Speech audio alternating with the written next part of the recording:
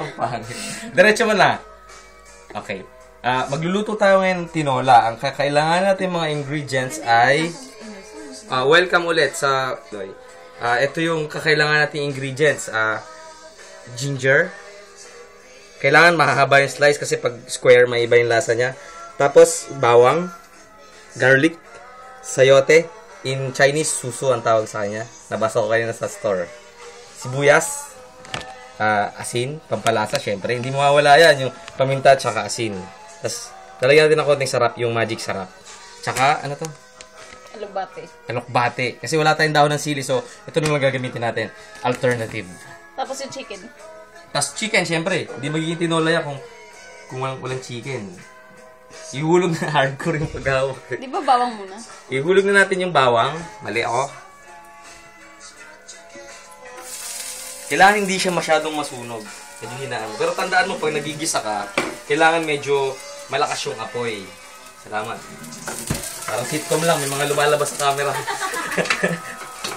Medyo nasunog ng konti yung bawang, medyo hinaan lang natin. Tapos, syempre, isusunod na natin yung sibuyas.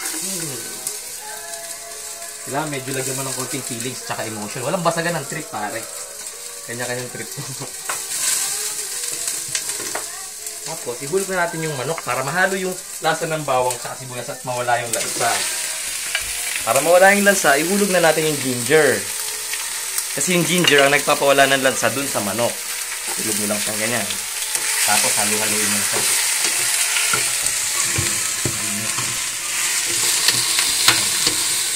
Hintayin mo lang siyang mag-brown. Pag nag-brown na siya, okay na yun. Kailangan lang natin halu-haluin. Okay. Dapat i-cut mo muna eh. After 5 minutes, jowa talaga. Sisirap talaga. Lalagyan natin ng asin. Kaso, ang paglalagyan ng asin, kailangan mataas. Hindi siya pwedeng mababa. Kasi, anong klaseng alin? kasi para matansya mo yung nilalagay mong asin. Hindi yung basta hulog ka na lang. So, sa umpisa, hindi mo muna masyadong dadamihan. Konti lang kasi magkakaroon ng lasa mamaya yan pag nilagyan mo na ng magic sarap o kaya nor. Kasi wala tayong nor, gagamitin natin magic sarap muna. Okay? Cut. So, ano una si Jason lang. Nag-trip.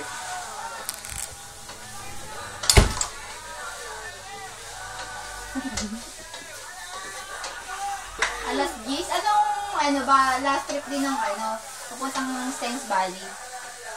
Siguro mga 9. Dahil nasa TV nga tayo, magic, nag-brown na kagad siya. Diba? Pagkatapos yan, maglalagay na tayo ng tubig. Start na natin siyang pakuluin.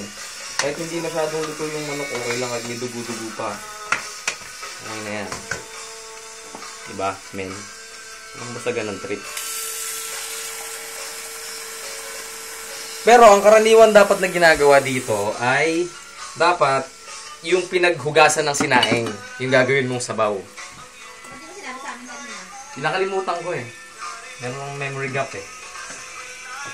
Karaniwan. So ngayon, tubig na lang gagamitin natin. Meron naman tayong magic sarap para lumasa siya. Para lumasa siyang superb. Champion. Champion sa pagluluto.